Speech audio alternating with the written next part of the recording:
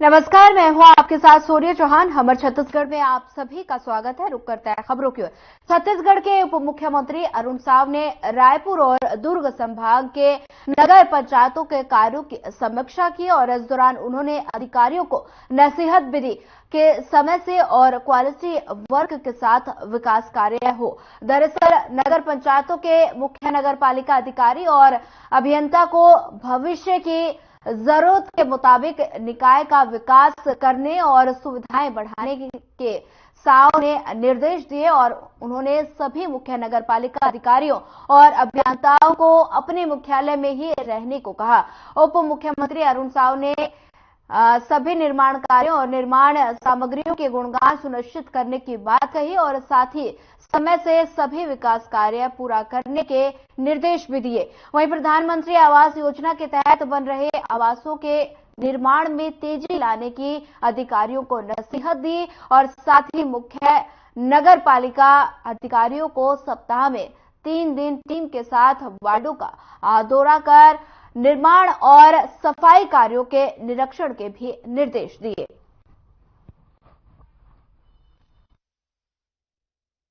नगरीय निकायों की अलग अलग बैठकें लगातार हम कर रहे हैं। अब तक के कामों की प्रगति की समीक्षा कर रहे हैं। कामों में जो दिक्कत आ रही है उसे दूर करने का प्रयास कर रहे हैं। कामों की गुणवत्ता, समय सीमा पर काम हो, प्रधानमंत्री आवास सर्वोच्च प्राथमिकता के साथ पूरा करना हो, स्वच्छता को लेकर विशेष रूप से चिंता करने का निर्देश और साथ ही हमारे नगरीय निकाय के अधिकारी सप्ताह में 3 दिन सवेरे 6:30 बजे अपनी टीम के साथ शहर के भ्रमण में निकले। निर्माण कामों के निरीक्षण, स्वच्छता का निरीक्षण, प्रधानमंत्री आवास आदि सारी बातों पर मैदान में जाकर, फील्ड में जाकर निरीक्षण करें और उसके काम की प्रगति की समीक्षा करें, ऐसा निर्देश बैठकों में दिया है। निश्चित रूप से आने वाले समय में नगरीय निकायों में काम का असर दिखेगा और आम लोगों को जैसा शहर चाहिए उस दिशा में हम आगे बढ़ेंगे।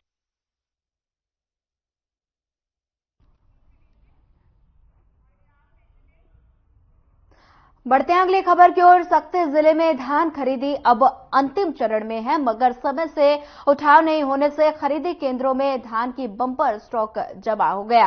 वहीं बता दें, कुछ दिनों से बिगड़ता मौसम ने खरीदी केंद्र प्रभारी की चिंता बढ़ा दी, जिसको लेकर खरीदी केंद्र प्रभारी अपनी समस्या को लेकर कलेक्टर कार्यालय पहुंचे और धान के जल्द उठाव को लेकर कलेक्टर को ज्ञापन भी सौंपा। वहीं बता दें कि कलेक्टर ने जल्द उठान को लेकर डीएमओ को निर्देशित किया।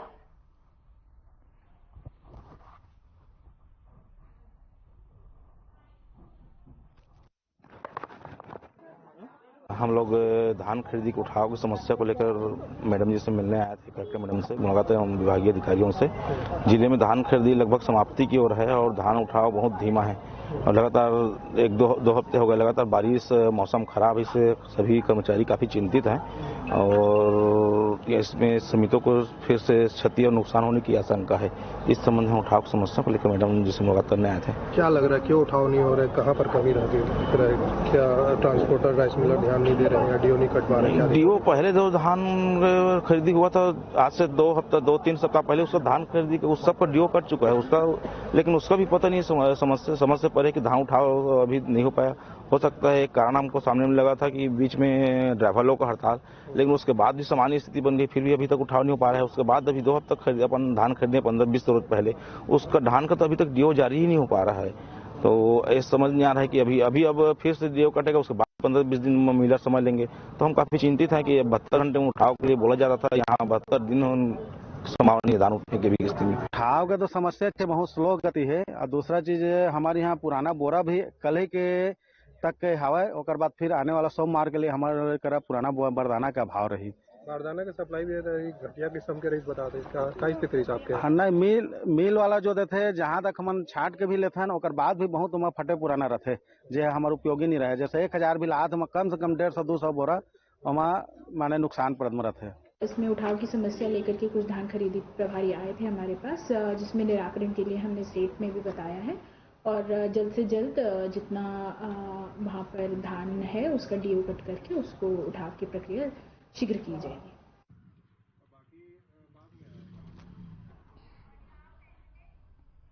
फिलहाल वक्त तो चला एक छोटे से ब्रेक का। ब्रेक के बाद जल्द हाजिर होंगे।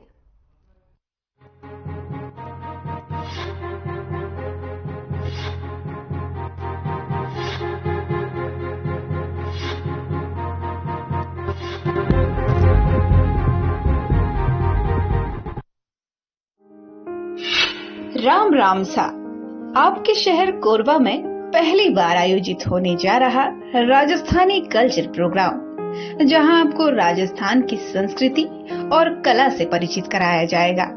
साथ ही साथ आप राजस्थानी व्यंजनों का लुत्फ भी उठा पाएंगे।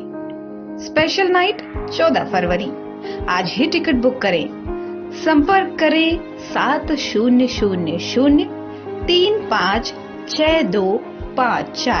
9039501771 पर।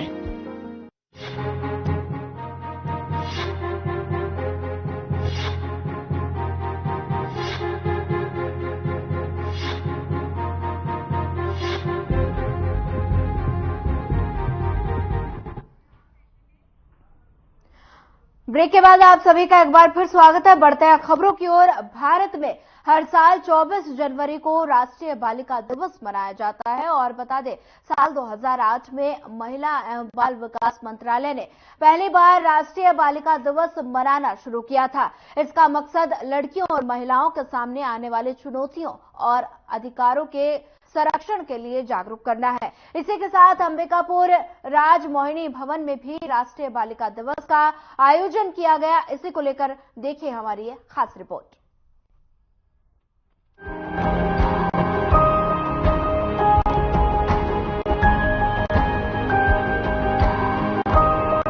अंबिकापुर राजमोहिनी भवन में राष्ट्रीय बालिका दिवस के अवसर पर एक दिवसीय कार्यालय का आयोजन किया गया। इस अवसर पर महिला बाल विकास और स्वास्थ्य समिति के अध्यक्ष सरला सिंह, जिला कार्यक्रम अधिकारी JR प्रधान, यातायात प्रभारी विजय कुमार, केवट जिले के अधिकारी कर्मचारी उपस्थित रहे। बेटी बचाओ बेटी पढ़ाओ क्या कुछ कार्यक्रम था तो वही मनाने आए थे। बालिका दिवस, राष्ट्रीय बालिका दिवस जी। क्या यहाँ पर आपने सुना और क्या आपको ज्ञान मिला? हम लोग यहाँ पे बहुत कुछ सुने और बहुत सारा ज्ञान मिला, जैसे कि बेटियों को अच्छे से पढ़ाई लिखाई कराना चाहिए और मतलब बहुत सारे अधिकार हैं जिनको बेटियों को देना चाहिए, रोकना नहीं चाहिए। और भी ट्रैफिक हम लोग को उसका पालन करना चाहिए और हेलमेट लगाना चाहिए। और पहले तो नाम बताया नहीं आपने? मेरा नाम सुशीला केरेट्टा है, अंबिकापुर में ही रहती हूँ और पढ़ाई BA फर्स्ट ईयर। आए हुए हैं और क्या कार्यक्रम था ये बताइए। हम लोग राजमोहिनी भवन, इसमें राष्ट्रीय बालिका दिवस में बुलाया गया था तो हम लोग उसी में आए थे। और यहाँ पर कैसा लगा आकर? यहाँ पर आके बहुत अच्छा लगा। आपको प्रोत्साहन मिला? हाँ। मेरा नाम अविना क्रिकेटा है, मैं अंबिकापुर की रहने वाली हूँ। मैं यहाँ राष्ट्रीय बालिका दिवस के अवसर पे यहाँ पे उपलक्ष्य में आई थी अंबिकापुर राजमोहिनी भवन में। यहाँ पे हमें बताया गया कि बेटी बचाओ बेटी पढ़ाओ के बारे में, कि कैसे रहना है, किस टाइप से हमें अपने अधिकार के लिए हर जगह कुछ ना कुछ मतलब करना है। मतलब अपने हक के लिए हम लोग यहाँ लड़ सकते हैं। हमेशा लड़कियों को पीछे रखते हैं, इसे हमें यही बताया गया कि हमेशा आगे हो। लेकिन सरकार बोलती है कि महिला पुरुष बराबर हैं। बराबर बोलते हैं, लेकिन ऐसा है कि मतलब कहीं कहीं पे ऐसा है कि लड़कियों को नीचा दिखाया जाता है। हाँ, 100% है, मतलब ऐसा है, सच में ऐसा है कि ऐसा होता है। राष्ट्रीय बालिका दिवस के अवसर पे महिला बाल विकास के द्वारा जागरूकता अभियान बालिकाओं के लिए रखा गया था और इस कार्यशाला के माध्यम से उनको उनके अधिकार और दायित्वों के बारे में जागरूक किया गया ताकि भविष्य में वो अपने लक्ष्य को प्राप्त करके और इस देश की सेवा में अपना योगदान दें। दूसरी चीज यहाँ पे महिला बाल विकास के माध्यम से ये कार्यक्रम रखा गया था जिसमें बालिका जो 12 साल से 18 साल के बीच के बालिकाओं को यहाँ पर मौका मिला और उन्होंने अपने जीवन काल में कई ऐसे बालिका जो अपना उत्कृष्ट कार्य करके कई ने मेडल जो लिया था वो भी यहाँ पर अपना प्रस्तुति दी। कई जो महिलाओं के प्रति घरेलू हिंसा के बारे में बताया, मानव तस्करी के बारे में बताया, जो अपना अनुभव यहाँ पर शेयर किए। और हम बालिकाओं को यही कहना चाहूंगी कि हमेशा वो सक्षम रहे, अपने पैरों पर खड़े रहें ताकि आने वाली समस्याओं से हमेशा जूझते हुए उसको सामना करें और अपना सफलता हासिल। बालिका दिवस के अवसर पे आप लोगों से कुछ साझा करना चाहूंगी क्योंकि इस देश में मौलिक अधिकार को जाना बहुत जरूरी है और कहीं न कहीं इस देश की रीढ़ की हड्डी आने वाले दिनों के लिए इस देश के जो युवती हैं, नवयुवक है, कहीं न कहीं इस देश की नींव आपके ऊपर जाएगी। बहुत सारी बातें आपके बीच में महिला बाल विकास के माध्यम से, हमारे अतिथियों के माध्यम से साझा किए, चाहे वो घरेलू हिंसा की बात हो, चाहे लड़कियों के साथ जो अन्याय होता है इसके संदर्भ में हो, चाहे मानव तस्करी के संबंध में हो, सभी ने अपनी अपनी बात रखी है। उसी तारतम्य में मैं ये कहना चाहूंगी कि जिम्मेदारी सबसे प्रथम महिलाओं की होती है और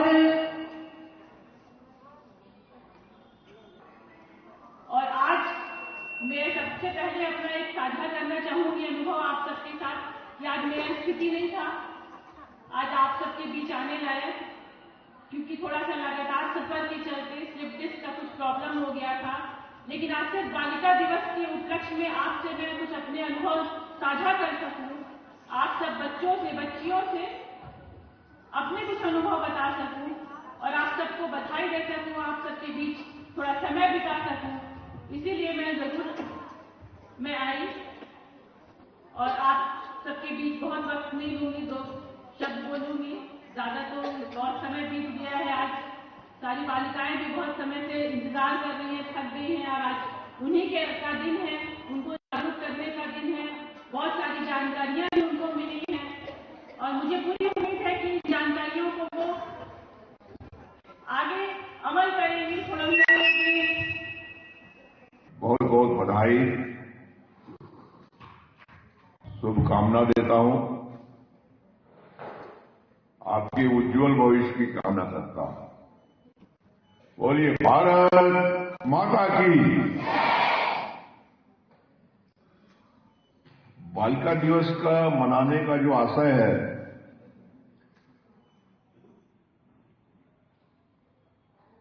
कि हम अपने अधिकारों के प्रति जागरूक रहें, हम अपने दायित्वों के प्रति भी जागरूक रहें।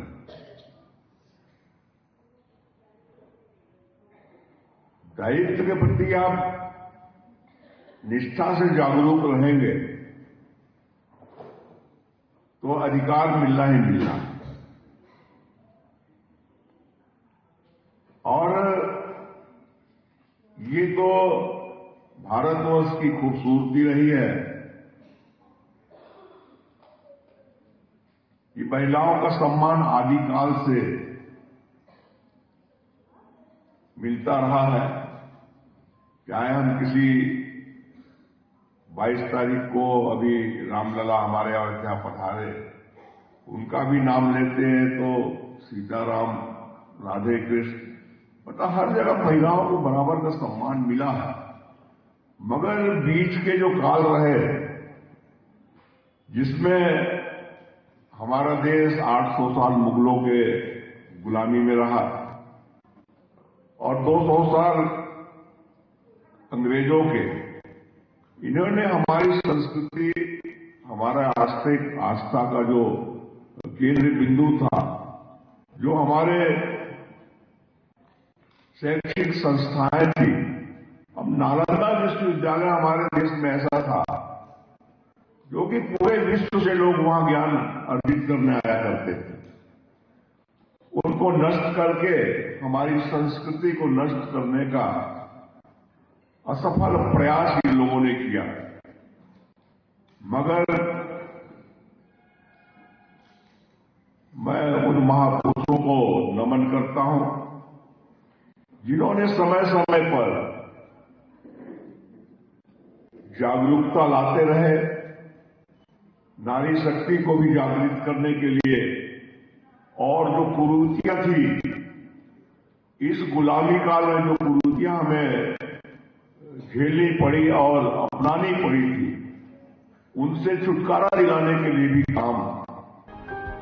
कार्यक्रम के आयोजन में युवा वर्ग के बच्चियों ने पार्टिसिपेट किया और कार्यक्रम प्रमुख अतिथियों के द्वारा दिए गए सुझावों और उनके बताए हुए सिद्धांतों को अर्थशास्त्र किया।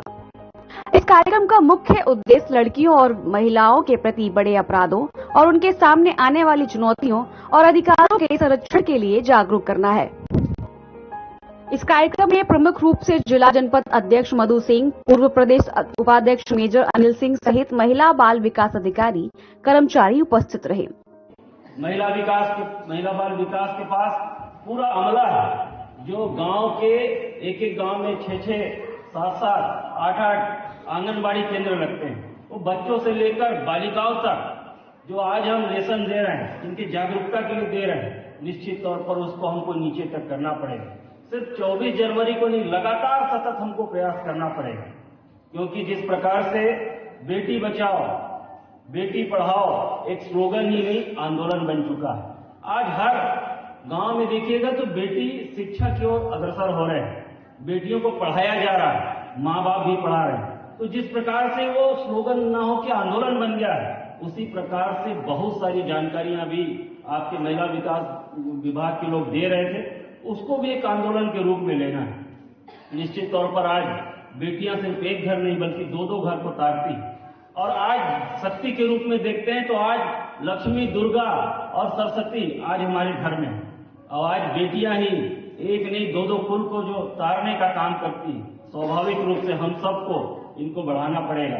आज शिक्षा के कारण जो जेंडर रेशियो वो कहीं ना कहीं बढ़ा है, शिक्षा का रेशियो बढ़ा, तो हम सबको इन सभी मामलों को आगे और लेके जाना है। और खास तौर पर आज सोशल मीडिया का जिस प्रकार से सदुपयोग भी है और दुरुपयोग भी हो रहा है, आजकल खास तौर पर बेटी हमारे इस ट्राइबल इलाका में जिस प्रकार से बेटियों को सोशल मीडिया के माध्यम से बहकाया जा रहा है, जिस प्रकार से उनको बरगलाया जा रहा है, सोशल मीडिया के माध्यम से उनको कहीं न कहीं गलत काम कराया जा रहा है, इसके बारे में भी हमको जागरूक होना पड़ेगा। और आज यहाँ जो बेटी बैठी हैं वो कल की नहीं बल्कि आज की नागरिक है, तो उनकी जिम्मेदारी है कि हमको इन बालिका दिवस मनाने का खास उद्देश्य है कि संविधान में जो महिला और पुरुष के लिए संवैधानिक अधिकार दिया गया है और व्यवहारिक जीवन में जो समस्याएं लड़कियों के लिए आती है, तो उन सभी क्षेत्रों में जागरूकता लाने के लिए हम लोग राष्ट्रीय बालिका दिवस मना रहे हैं। साथ ही साथ हमारे जिले में बेटी बचाओ बेटी पढ़ाओ अभियान भी चला रहे हैं। तो बेटी बचाओ बेटी पढ़ाओ अभियान के बैनर तले हम लोग राष्ट्रीय बालिका दिवस का कार्यक्रम आयोजन किए हैं। इसमें मेन चीज है कि पॉक्सो एक्ट और ह्यूमन ट्रैफिकिंग, ये जो मुख्य मुद्दा है, जो किशोरी बालिकाएं अक्सर भटक जाती हैं, तो इसी को लेके विभिन्न वक्ताओं के द्वारा अपना अपना अनुभव शेयर कर रहे हैं। साथ ही साथ एक हस्ताक्षर अभियान भी रखे हैं। जितने भी बालिकाएं पार्टिसिपेंट हैं उन सभी के उसमें हस्ताक्षर ले रहे हैं। इसके अलावा जो सरगुजा जिले में विभिन्न क्षेत्रों में जो उत्कृष्ट कार्य किए हैं ऐसे बालिकाओं को भी इस मंच के माध्यम से सम्मानित कर रहे हैं।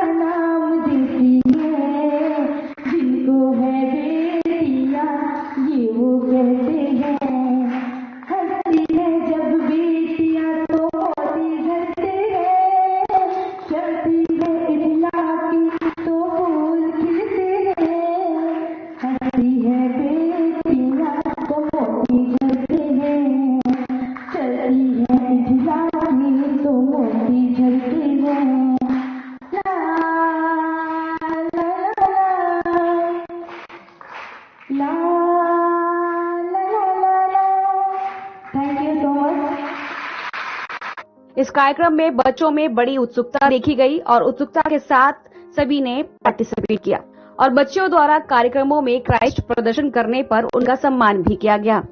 साथ ही वहां उपस्थित बच्चों को भी प्रोत्साहित किया गया। इस कार्यक्रम के अवसर पर पुलिस विभाग द्वारा यातायात नियमों का पालन भी करने का विशेष आग्रह किया गया। साथ ही समझाया गया कि कैसे ट्रैफिक नियमों का पालन करें, जिससे आप भी सुरक्षित रहें और अन्य भी। सबसे पहली बात तो पुरुषों को महिलाओं का सम्मान करना चाहिए, उसी तरह महिलाओं को भी पुरुषों का सम्मान करना चाहिए। यदि दोनों एक दूसरे का सम्मान करेंगे तो ना तो कोई कानून का उल्लंघन होगा और न ही कोई प्रताड़ना होगी। तो हमें ये जागरूकता अभियान चलाने की आवश्यकता ही नहीं पड़ेगी। तो सबसे पहली बात है एक दूसरे का सम्मान करना। और वृहद रूप में करने के लिए हमको हर स्कूल कॉलेजों में बच्चों से संबंधित जो कानून होते हैं उसके बारे में जानकारी देनी चाहिए। और जो छोटे छोटे बच्चे हैं उनको भी हमें छोटे छोटे कानून जो होते हैं कि तुम्हारे साथ यदि कोई भी हिंसा हो तो उसके लिए आपको क्या क्या सुरक्षा करनी चाहिए, कैसे हमें अपनी बचाव करनी चाहिए, इसकी जागरूकता लाने के लिए हर स्कूल कॉलेज में घर घर जाके उनके माता पिता को भी जागरूक करना बहुत आवश्यक है। जी देखिए, कानून अगर बना है तो उसके कानून के तहत महिला को तो ये अधिकार है कि वो अपना प्रताड़ना के प्रति ले, लेकिन अगर झूठा केस लगाती है उसके लिए भी सजा का प्रावधान है। यदि महिला अगर किसी पुरुष पे यदि प्रताड़ना नहीं कर रहा है तो उसके लिए अगर झूठा केस करती है तो उसके लिए सजा का प्रावधान है। तो इसलिए इसे तो बचा जा सकता है। खास तौर पे तो मैं यही कहना चाहूंगी कि हमारी जो बच्चियां हैं उनको हम अपने घर से शिक्षा शुरू करें। घर से ही उनको हम ये बताएं कि क्या सही है और क्या गलत है। तो ये एक पहली शिक्षा होगी। और समाज में हर वर्ग के लोग, पुरुष हैं, महिला हैं, जो भी हैं, उनको इस बात के लिए तैयार करें कि वो कभी भी किसी गलत संगत में ना फंसे और अपने भविष्य के लिए मतलब निरंतर प्रयास करें, अपने कैरियर को बनाएं। क्या उनके लिए ऐसी नीति नहीं होनी चाहिए जिससे कि पुरुष वर्ग भी मिलकर उनके साथ दें? बिल्कुल बिल्कुल ऐसी नीति होनी चाहिए। बल्कि हमारे समाज के हर पुरुष का ये कर्तव्य है कि वो बच्चियों को अच्छी शिक्षा दें और उनको आगे बढ़ने में उनकी सहायता करें। ये आज का भारत है। महिलाएं पुरुषों के साथ कदम से कदम मिलाकर हर जगह काम कर रही हैं। बालिका और महिलाओं को सशक्त बनाने के लिए सरकार अनेक योजनाएं चला रही है और इस तरह के कार्यक्रम कराकर इनको अलग पहचान दिए जाने का भी कवायद शुरू है। इससे महिलाओं को काफी मदद मिल रही है।